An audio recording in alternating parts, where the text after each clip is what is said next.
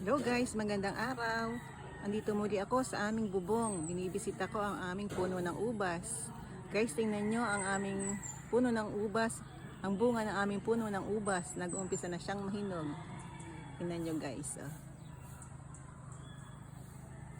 Guys, eto pa oh. Lumipat ako sa kabilang side.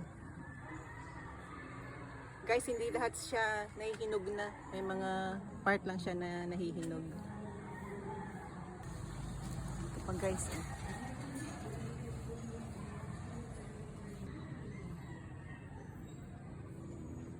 guys, eto sana magtuloy-tuloy ang kanilang paghinog at sana matatamis.